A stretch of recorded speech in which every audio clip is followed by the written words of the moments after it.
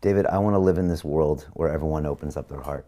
I want to be in this place. It sounds like an incredible place. It is an incredible and place. It would solve all of these immediate problems in a matter of hours if everybody could do that.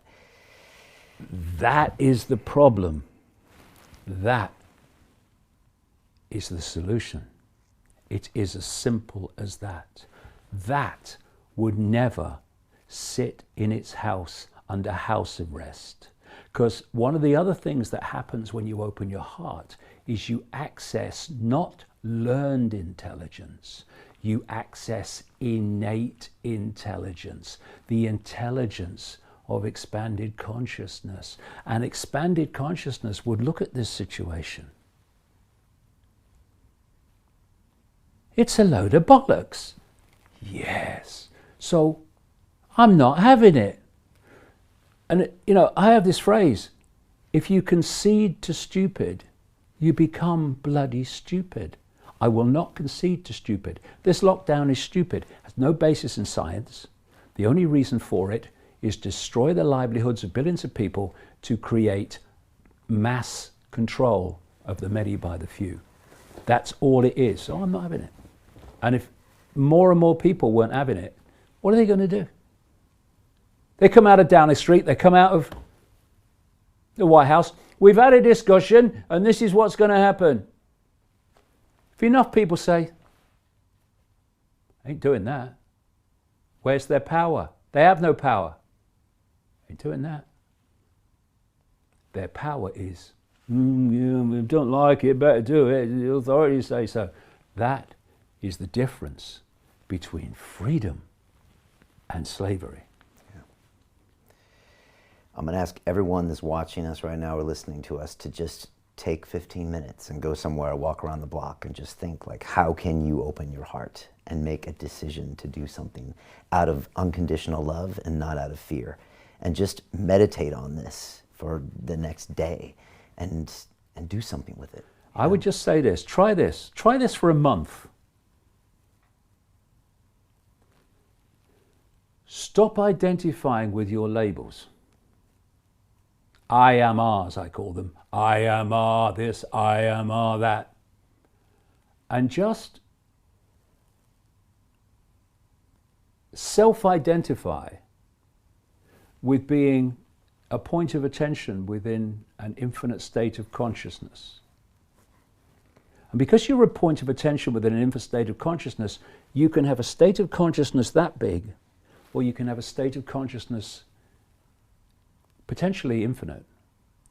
And the only difference between that and that is perception. And more than that, it's self-identity. I am always says, I am limited. There are limits to me. I am label. That says, I am infinite. I can access consciousness ultimately, infinitely.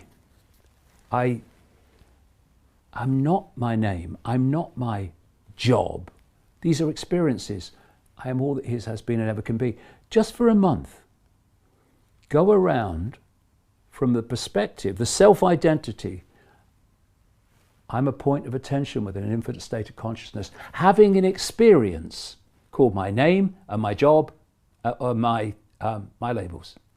I am not the labels, they're my experiences. I am the consciousness having the experience. Try that for a month. In a month, at the end of a month, probably before, you won't know yourself. You'll be a different person because your point of attention will have expanded and shifted and the world won't look the same anymore.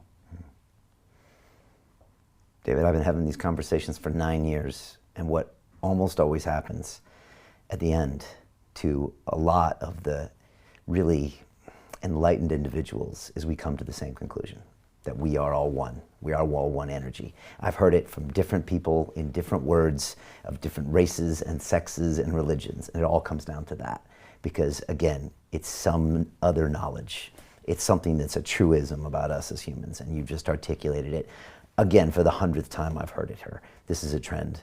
This is the most important message we can put out to the world. And so I hope everybody watches this. I hope they share this with as many people as possible. This is the one message we should stick on those, satellites that they send out into space. What are we all about as humans? It's this. This is such an important point. So I hope people can take this on. We are love. That's what we are. Yeah. Everything else is what we are programmed to perceive that we are, and that's the enslavement. That's why they want this closed, because once that opens, the world changes. And I tell you how inverted and how insane this world is.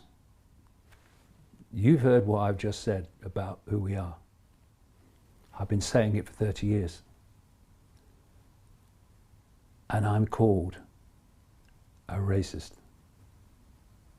That's the madness of it all. I've never seen any group that called itself anti-hate that wasn't full of hate. That's the inversion. An irony, the person they're calling a racist hater says we're all each other, and the divisions of race and colour and creed and sexuality, just delusions, brief experiences. We are each other. And try dividing and ruling that. What I think is funny is the last 30 minutes we've been talking about love, and this is what they want to ban from people hearing. And that's our conclusion. You know love. Why? They know that is going to bring them down. That's why they don't want us talking about it. They want us arguing and conflicting and shouting at each other. They don't want that. It's their worst nightmare. That's why the last half an hour has been more dangerous than the first two. I know. That's the crazy thing. David, thank you. It's always a huge pleasure having you here. Pleasure. And we always finish with a message that's similar. It's a message of love. It's a message of confronting our fears. It's a message that we are the power, and we can end all of this madness if we just choose to move in that direction. So thank you for that. I appreciate it. Pleasure. And thank you to everybody watching. Again, I implore, please click the sidebar, share this with your friends and family on social. Ask them to just give us 15 minutes or go to the last 30 minutes, whatever you want to do. But see if they can consume this, because that's what's going to make the difference. Conversations like this, getting that into people's heads. Again, we're not for revolution and violence. This is about love, and that's going to get us there at the end of the day. And thanks for everything you know that you're doing as well, because you've been brilliant in the last 3 weeks. Because we need people to stand up, look the dragon in the eye, and wait for the dragon to blink, because it will. Yeah, it just did. And I have to say thank you to those 25,000 people around the world that acted out of love, that just did the right thing when I'm sure with the lockdown, the forces are telling them not to do anything with their money, and they put it to where you could have this conversation today. So thank you for those founding members, and thank you for making the Digital Freedom Platform happen today in all of its greatness. And if you want to be a part of that, you can go to londonreal.tv/freedom. And this episode will be here, unedited, uncensored, unbanned, until I'm dead at londonreal.tv/live. It's going to be here. So again, come back, watch it, share it with everybody. David, thank you so much. Pleasure. I really appreciate you. All right. I think we've done some great work today. I would say stay safe, but you're always safe. You're always good. You're always putting out the love. And I appreciate you. And I misunderstood you years ago as well, just like most people do when they first hear about you. But every single conversation we had, David, I said, this man is speaking truth. And my brain couldn't figure it out, but my heart felt you. And so I kept pulling you in and bringing you back and bringing you back. And when all this madness happened, I was at the gym down the road when it was still open, and it just something clicked, and I said, David Icke can give us the answers. And that's when I reached out to you, and that was Rose Icke 1. Obviously, Rose Icke 2 happened, and now this is 3. So thank you. This has been epic. And that's the way home, people. That's the way home. Open the door, and everything changes. Let's do this. Thanks, David. All right. Thanks, Brian. All right. We're out. Bye-bye. At London Real, we believe that individual transformation can change the world. Join us and start your journey today.